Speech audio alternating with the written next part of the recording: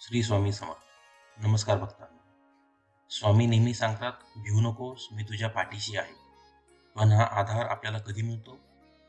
जेव्हा आपली श्रद्धा 100% असते. आज आपण गुरु लीलामृत ग्रंथातील थोर भक्त चोळप्पा यांची कथा पाहूया, ज्यांच्या श्रद्धेमुळे त्यांना स्वामींनी कायमचा आधार दिला. चोळप्पा हे अक्कलकोटमध्ये स्वामींच्या चरणी पूर्णपणे समर्पित होते. त्यांची सेवा निस्वार्थ आणि कोणत्याही अपेक्षेशिवाय होती. ते स्वामींची सर्व कामे, आज्ञापालन अत्यंत निष्ठेने करत असत. हीच निष्ठा स्वामींना त्यांच्यावर कृपा करण्यास भाग पाडणारी ठरली. स्वामींनी एकदा चोळप्पांची परीक्षा घेण्याचे ठरवले. स्वामी अचानक त्यांच्याशी कठोरपणे वागू लागले. त्यांना बोलू लागले आणि अपमानित करू लागले. चोळप्पांना आश्चर्य वाटले, पण त्यांच्या मनात शंकेची पाल चुकचुकली नाही. ते मनात म्हणाले, स्वामी, तुम्ही काहीही करा, माझी सेवा कमी होणार नाही.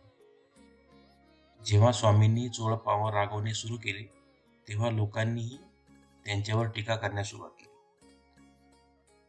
लोक म्हणाले, स्वामी तर चोळप्पांवर नाराज आहेत, त्यांची सेवा व्यर्थ गेली. चोळप्पांना मानसिक क्लेश झाला, पण तरीही त्यांची सेवा थांबली नाही. ते स्वामींना सोडून कुठेही गेले नाहीत. या लीलेतून आपण काय शिकतो? खरी भक्ती आणि श्रद्धा संकटात किंवा अपमानातही ढळू नये. स्वामींनी आपल्या भक्तांना कधीही सोडून दिले नाही. ते केवळ पाहतात की या कठीण परिस्थितीत माझा भक्त माझ्यावर विश्वास ठेवतो की नाही. जो कसोटीवर खरा उतरतो त्याला स्वामींची कृपा मिळतेच.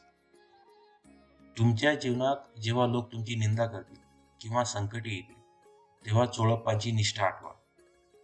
स्वामी तुमच्या श्रद्धेची परीक्षा घेत आहेत हे समजून घ्या.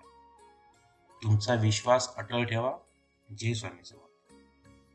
हा प्रेरणादायक स्वामी संदेश इतरांना शेअर करा आणि तुम्हाला आयुष्यात कोणत्या परीक्षेतून जावे लागेल हे कमेंटमध्ये नक्की सांगा. चॅनलला सबस्क्राईब करायला विसरू नका. श्री स्वामी समर्थ.